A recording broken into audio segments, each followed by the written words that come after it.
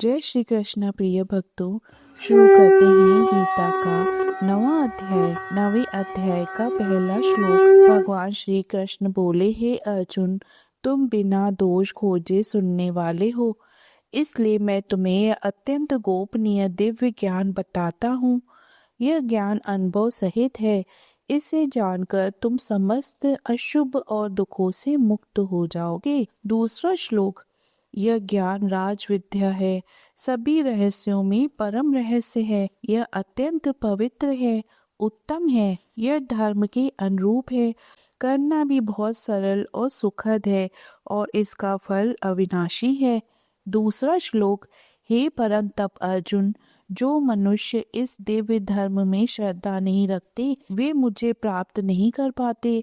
ऐसे लोग मृत्यु और संसार के चक्र में ही घूमते रहते हैं और जन्म मरण के दुखों से मुक्त नहीं होते। चौथा श्लोक। भगवान कहते हैं, मेरी अदृश्य शक्ति पूरे ब्रह्मांड में फैलकर हर चीज को संभाल रही है, इसलिए सभी जीव जंतु, पेड़ पौधे, मनुष्य, देवता सब मेरी शक्ति पर ही टिके हैं। लेकिन फिर भी मैं किसी एक व्यक्ति या वस्तु से बंधा हुआ नहीं हूँ। मेरी उपस्थिति सब में है, पर मेरा अस्तित्व सबके बाहर भी है और सबसे परे भी है। पांचवा श्लोक। देखो मेरे ईश्वरीय योग की अद्भुत शक्ति। सभी प्राणी वास्तव में मुझ में स्थित भी नहीं है, फिर भी मैं ही उन्हें धारण और संचालित करता हूँ। मैं सबका पालन पोषण करता हूँ, पर किसी एक प्राणी में स्थित होकर नहीं रहता। मेरा दिव्य स्वरूप ही सभी प्राणियों का रचयिता, पोषक और आधार है। छठा श्लोक। जैसे हवा पूरे आकाश में घूमती रहती है, लेकिन आकाश उससे कभी भरा नहीं रहता, वैसे ही समस्त जीव, प्रकृति और संसार मेरी शक्ति के सहारे ही टिके हुए हैं। वे सब मेरे ही संरक्षण में रहते हैं, पर मेरी दिव्य सत्ता उन पर निर्भर नहीं है। सातवां श्लोक। हे कौन्तेय, कल्प के अंत में सभी प्राणी मेरी ही शक्ति में लीन हो जाते हैं, और जब नया कल्प प्रारंभ होता है तो मैं भी उन्हें फिर से अपने संकल्प से उत्पन्न करता हूँ। अर्थात सृष्टि का अंत भी भगवान की शक्ति में होता है, और सृष्टि की नई शुरुआत भी उन्हीं से होती है। आठवां श्लोक। मैं अपनी ही प्रकृति को अपने वश में रखकर उसकी शक्ति से संपूर्ण सृष्टि को उनके कर्मों के अनुरूप फिर उत्पन्न करता हूँ और संसार के चक्र को आगे बढ़ाता रहता हूँ। नवा श्लोक। हे धनंजय, जो व्यक्ति मेरे प्रति निष्ठा रखते हैं, उनके कर्म मुझे बांध नहीं सकते। मैं उन कर्मों के प्रति उदासीन और निर्लिप्त रहता हूँ, चाहे वह कर्म कैसे भी हों। अर्थात भगवान कर्मों से प्रभावित नहीं होते और सभी कर्मों के ऊपर स्वतंत्र रहते हैं। 10वां श्लोक। मेरी अधीनता में प्रकृति सभी सजीव और निर्जीव जीवों का संचालन करती है। मेरी इच्छा और योजना के अनुसार ही सृष्टि और जीव जगत का यह चक्र चलता रहता है। 11वां श्लोक। अज्ञानी लोग मेरे दिव्य स्वरूप को न पहचान कर मुझे मनुष्य देह धारण किए वे साधारण जीव समझ लेते हैं। वे यह नहीं समझ पाते कि मैं ही समस्त प्राणियों का परम अधीश्वर हूँ। लोक कल्याण हेतु जब मैं अपनी योग शक्ति से मानव रूप में प्रकट होता हूँ, तब भी वे मोहवश मेरी वास्तविक सर्वोच्च स्वरूप को ग्रहण नहीं कर पाते। 12वां श्लोक। जिन लोगों की बुद्धि भ्रमित रहती है, उनकी आशाएं व्यर्थ हो जाती हैं, कर्म निष्फल हो जाते हैं और ज्ञान भी नष्ट हो जाता है। मोह में पड़े वे आसुरी लोग और राक्षसी प्रकृति को अपनाकर उसी में फंसे रहते हैं। 13वां श्लोक। हे पार्थ, जो महात्मा दैवी गुणों को धारण किए हुए होते हैं, वे मुझे ही अपना सर्वस्व मानकर अखंड मन से निरंतर भजते हैं। वे मुझे समस्त प्राणियों का आदि कारण और अविनाशी परम सत्ता समझकर मेरी ही उपासना में लगे रहते हैं। 14वां श्लोक। जो भक्त निरंतर मेरा गुणगान करते हैं, दृढ़ संकल्प से प्रयत्नशील रहते हैं और भक्ति भाव से मुझे नमस्कार करते हैं, वे सदा मेरे ही ध्यान में स्थित होकर मेरी उपासना करते रहते हैं। 15वां श्लोक। कुछ भक्त गहन ज्ञान के माध्यम से मेरी साधना करते हैं और कुछ मुझे एकमात्र परम सत्य रूप में देखते हुए भजते हैं।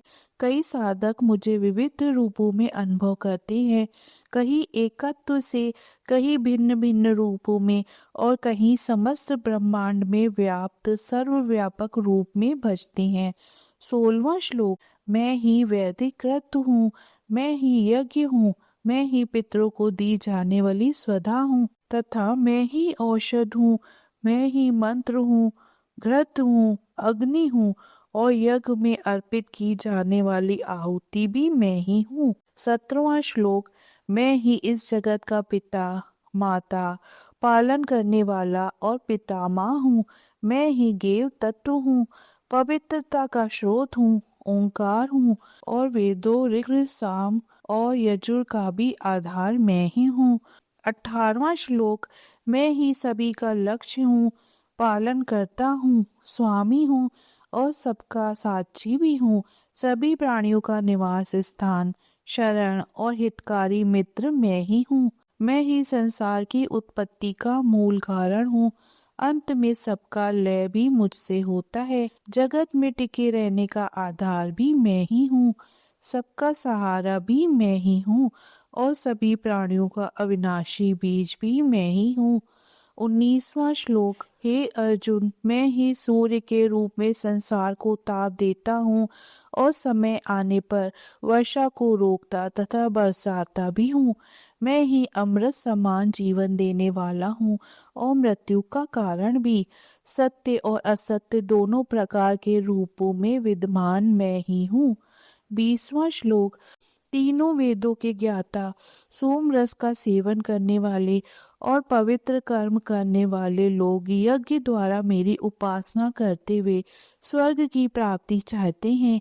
वे अपने पुण्य कर्मों के फल से इंद्र के लोक को पाते हैं और वहां देवताओं जैसे दिव्य आनंदों का भोग करते हैं।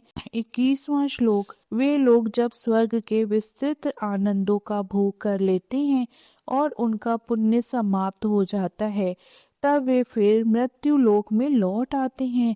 इस प्रकार वेदों के कर्म मार्ग का पालन करते हुए इच्छा वासना से प्रेरित होकर बार बार आवागमन के इसी चक्र को प्राप्त होते रहते हैं। 22वां श्लोक। जो भक्त एकाग्र मन से निरंतर मेरी ही उपासना करते हैं और किसी अन्य आश्रय की खोज नहीं करते, उनके लिए मैं स्वयं उनके योगक्षेम अर्थात उनकी आवश्यकताओं की पूर्ति और प्राप्त वस्तुओं की रक्षा का भार अपने ऊपर लेता हूँ। 23वां श्लोक। हे अर्जुन, जो भक्त अन्य देवताओं की श्रद्धा पूर्वक उपासना करते हैं, वे भी वास्तव में मेरी ही उपासना करते हैं, परंतु उनका वह पूजन ठीक विधि के अनुसार नहीं होता, अर्थात शास्त्र सम्मत आज्ञा के अनुरूप नहीं माना जाता। 24वां श्लोक। मैं ही संपूर्ण योगों का भोक्ता और स्वामी हूँ, लेकिन जो लोग मुझे परम तत्व के रूप में नहीं पहचानते, वे केवल बाहरी कर्मों के द्वारा मेरी उपासना करते हैं। इसी अज्ञान के कारण वे जन्म मृत्यु के चक्र में फंसे रहते हैं और बार बार जन्म लेते हैं। 25वां श्लोक।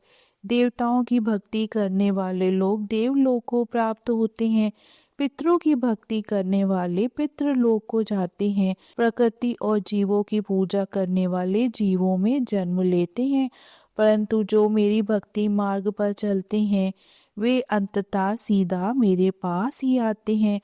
26वां श्लोक। जो भक्त मेरे लिए प्रेम और श्रद्धा से पत्र, पुष्प, फल, जल आदि अर्पित करता है, मैं उसे स्वीकार करता हूँ। यह अर्पित वस्तु उनकी निष्काम और सच्ची भक्ति का प्रतीक है। मैं इसे सगुण रूप से अनुभव करता हूँ और प्रेम पूर्वक ग्रहण करता हूँ। 27वां श्लोक। हे अर्जुन, तू जो भी करता है, जो भी खाता है, जो भी यज्ञ करता है, जो कुछ देता है या जो भी तप करता है, सब कुछ मुझे अर्पण कर दे। अर्थात प्रत्येक कर्म, भक्षण, दान, यज्ञ या तप यदि उसे मेरी भक्ति भाव से अर्पित करोगे तो वही सच्ची उपासना होगी। 28वां श्लोक। इसी प्रकार जब तुम हर कर्म को मुझ में अर्पित भाव से करोगे तो तुम्हें उन कर्मों से पैदा होने वाले शुभ या अशुभ फलों का बंधन नहीं लगेगा। त्याग और भक्ति के भाव से जुड़ा हुआ मनुष्य इन बंधनों से मुक्त होकर अंत में मेरे दिव्य स्वरूप को प्राप्त होता है। 29वां श्लोक। मैं सभी प्राणियों के प्रति समान भाव रखता हूँ, न मुझे कोई अप्रिय है और न कोई अत्यंत प्रिय, लेकिन जो भक्त सच्चे मन से मेरी भक्ति करते हैं उनके प्रति मेरा विशेष स्नेह जागृत होता है और वे भी प्रेम पूर्वक मेरे निकट रहते हैं। 30वां श्लोक। यदि कोई व्यक्ति पहले बुरे कर्मों वाला भी रहा हो लेकिन पूरे एकाग्र मन से केवल मेरी ही भक्ति में लग जाए तो उसे श्रेष्ठ और सदाचारी ही समझना चाहिए, क्योंकि उसकी निश्चय शक्ति और मार्ग अब पूरी तरह सही हो चुके हैं। 31वां श्लोक। बहुत शीघ्र ही वह व्यक्ति पूरी तरह धर्मपरायण बन जाता है और स्थायी शांति को प्राप्त कर लेता है। हे अर्जुन, निश्चय पूर्वक जान लो, मेरे भक्त का कभी भी अनर्थ नहीं होता, उसकी रक्षा मैं स्वयं करता हूँ। 32वां श्लोक। हे अर्जुन, जन्म या समाज के किसी भी वर्ग से जुड़े लोग, चाहे स्त्रियां हों, वैश्य या शूद्र हों, या वे जिनका प्रारंभिक जीवन कठिन परिस्थितियों में बीता हो, अगर वे पूरे विश्वास के साथ मेरी शरण में आते हैं तो वे भी सर्वोच्च आध्यात्मिक अवस्था को प्राप्त कर सकते हैं। 33वां श्लोक। तो फिर वे लोग जो पुण्यशील ब्राह्मण हैं या वे राजा ऋषि जो भक्ति में स्थिर रहते हैं, वे तो निश्चय ही मेरी शरण में सहज रूप से पहुँचते हैं। इस अस्थिर और दुखों से भरे संसार में जन्म पाकर तुम भी मन लगाकर मेरी उपासना करो। 34वां श्लोक।